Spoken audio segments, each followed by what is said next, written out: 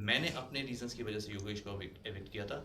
बाहर फैंडम्स मेरी वाइफ को क्या बोल रहे हैं, that is totally silly. I think this is the game. हम लोग गेम खेलने गए हैं, उस चीज़ को आप बाहर लाके कि जजेस निकाल, अगर आप कुछ कहते हो, आपके फैंडम्स कुछ कहते हैं, so I think it doesn't mean anything. We all are playing a game. अंदर खेलो, जितना अच्छा खेलना है, बुरा खेलना है, अंदर खेलो, बाहर लाने का कोई फ़ायदा नहीं है उसका।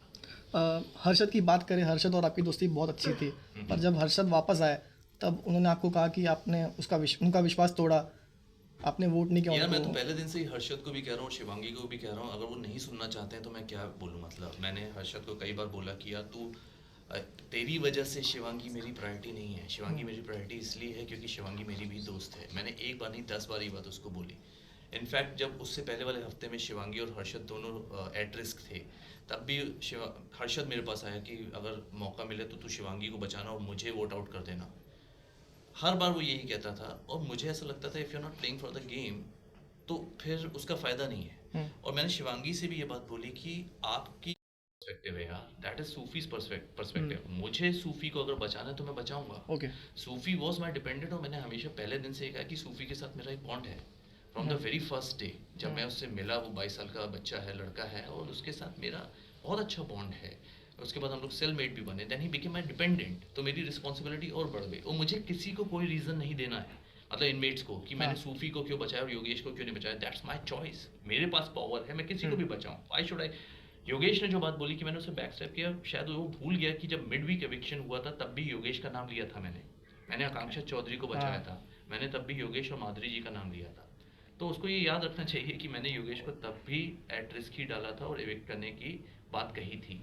वो बात कल जो वो टास्क में आया, उसने यही बात बोली कि back stabbing and all. Why should I do back stabbing? जो मुंह पे मैं तो बोल रहा था, come on you can say anything, but मतलब ऑडियंस इज वाचिंग इट, सब देख रहे हैं कि मैंने जो किया मुंह पे किया। आपको क्या लग रहा है घर के अंदर सबसे ज़्यादा फेक? मैं किसी से ज़बरदस्ती नहीं लड़ूंगा, मैं किसी से ज़बरदस्ती उल्टी सीधी बात नहीं करूंगा, गलत वर्ड्स यूज़ नहीं करूंगा, and that's the person I am, and that's what I did. I own my truth.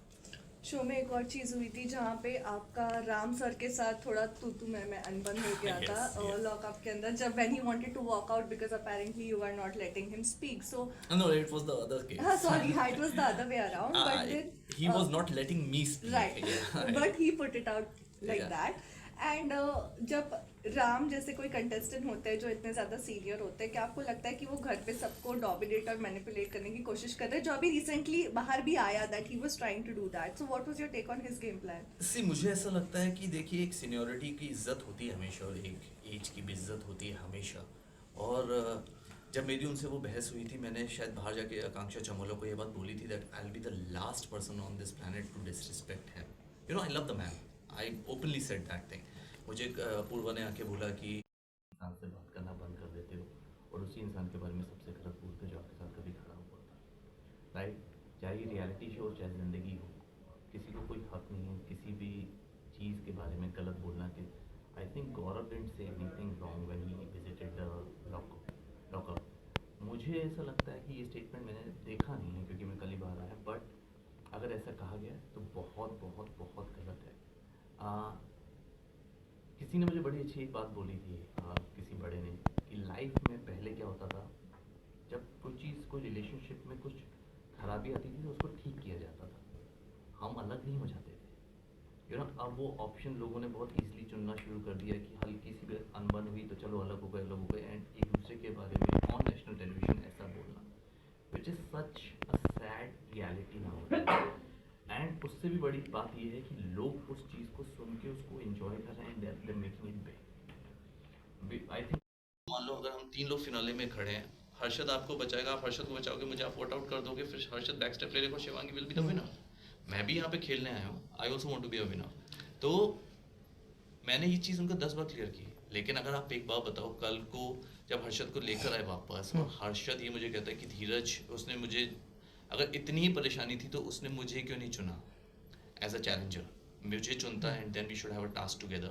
But ठीक है, it's his choice, it's his opinion, मैं उसमें नहीं पढ़ूंगा। और अगर उसको ऐसा लगता है कि ये सब रियल ज़िंदगी में आने वाला है, जो उसने कमेंट्स भी की है, he made few gestures also which is not very हाँ। appreciable, and I don't appreciate those kind of things, but ठीक है, that's the person he is, and मैंने उस पर भी रिएक्ट नहीं किया because that's a person I am. मैं वो चीज़ वहीं छोड़ कर आया हूँ, no grudges nothing.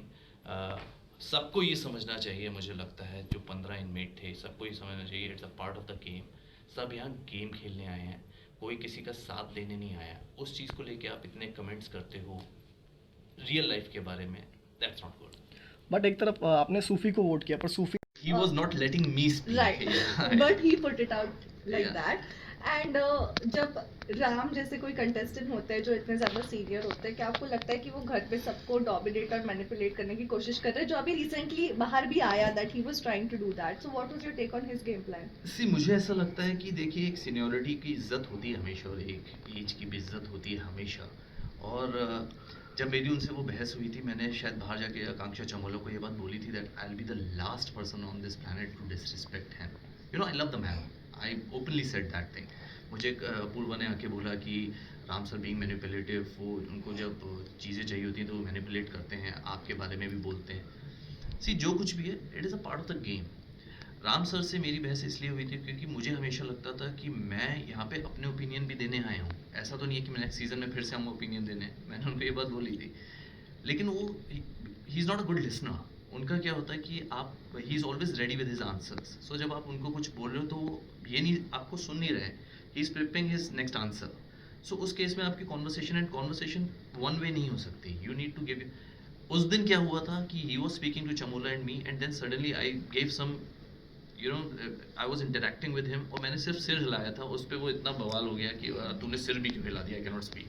I said I will give my opinions. I'm not a stand here. I'm not a mic stand here who will just be like this and listening to you. But the person he is, the very next morning he hugged me out and he hugged me and he said that you know I love you, and बहुत अच्छी बात थी कि उस दिन के बाद उन्होंने वो टॉपिक कभी रिविजिट नहीं किया। उस दिन के बाद उन्होंने हमेशा मेरी बात सुनी, उन्होंने मेरे ओपिनियन सुने और उसको importance the, and that's what you know I like. मुझे ऐसा लगा कि शायद ये बात मुझे पहले कर लेनी चाहिए थी उनसे, एंड पर ठीक है, आई मीन उनको जब समझ में आया उन्होंने उस चीज़ को फिर से दोबारा रिविजिट नहीं किया।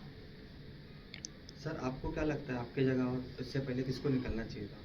आपको अंदर होना चाहिए। यार जिसको निकलना चाहिए था उसको मैंने निकाल दिया था, बट अगर मुझे नहीं पता था कि वो लोग वापस आ जाएंगे, तो जो लोग निकले थे अगर ऐसा था तो फिर तो मुझे बस एक बात नहीं समझ में आई कि अगर इतना कुछ था कि अगर पूरे हफ्ते में आपको इतनी टास्क करवा के, आपको इतनी एक्टिविटी करवा के किसी को आप रेड एट रिस्क रखते हैं, उसके बाद उसको एलिमिनेट होते हैं, अगर आप उन्हीं को वापस ले आओगे, उनको इतनी पावर दे दोगे कि जो ग्रीन है उनके साथ आप टास्क करवाओगे, फिजिकल टास्क, तो definitely they have the advantage. वो बाहर से सब कुछ देख कर आए हैं, वो 1 रात या 2 रात 5 रात जो बाहर रह कर आए हैं वो पूरा गेम समझ कर आए हैं, उनको ब्रीफ मिल गया, और ब्रीफ मिलने के बाद वो वापस आए, definitely they have the advantage. So मैं ये नहीं कहूँगा कि मेरे से पहले किसको नहीं निकलना चाहिए था और निकलना चाहिए था, बट जो निकले थे मुझे ऐसा लगता है कि उनको वापस नहीं लाना चाहिए था, अगर लाना चाहिए तो उनके पास एडवांटेज थी। सर आपने जब रिव्यू किया था उनको तो आपकी वाइफ विन्नी को बहुत कमेंट आ रहे थे उनके फैंडम से, उसके बारे में क्या बोलना चाहोगे? Thank you so much. कि आपने गलत किया।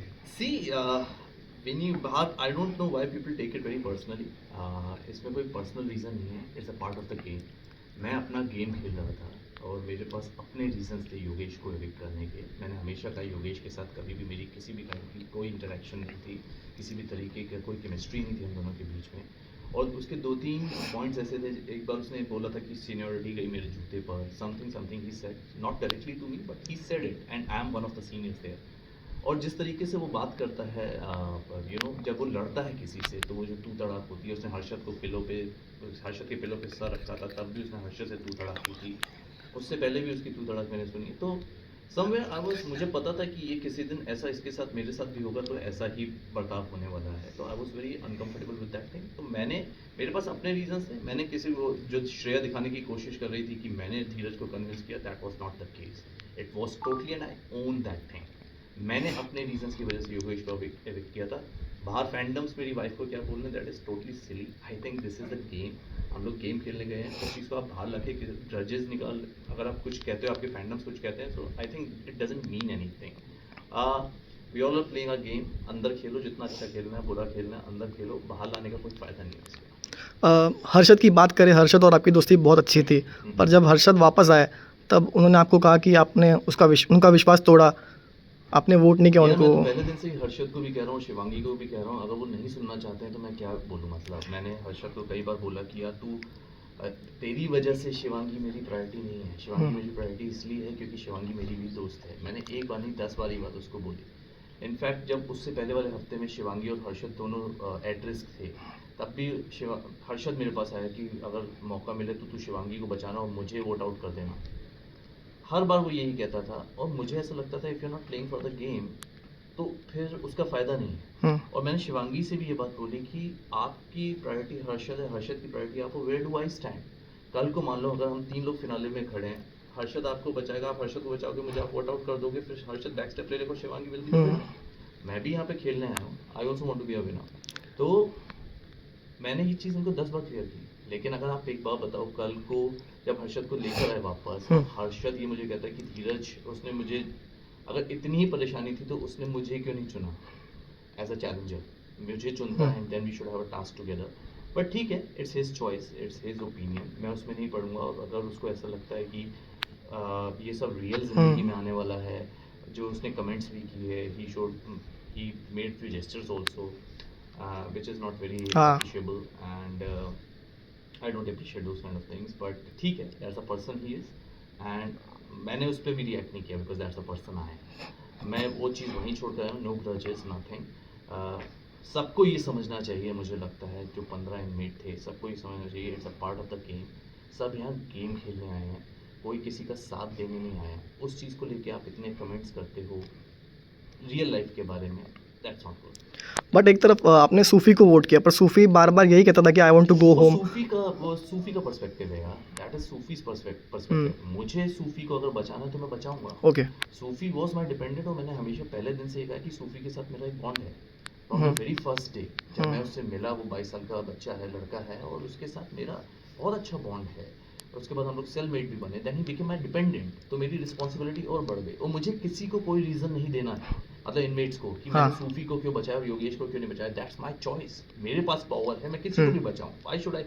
योगेश ने जो बात बोली कि मैंने उसे बैक स्टेप किया, शायद वो भूल गया कि जब मिड वीक एविक्शन हुआ था तब भी योगेश का नाम लिया था मैंने आकांक्षा चौधरी को बचाया था, मैंने तब भी योगेश और माधुरी जी का नाम लिया था।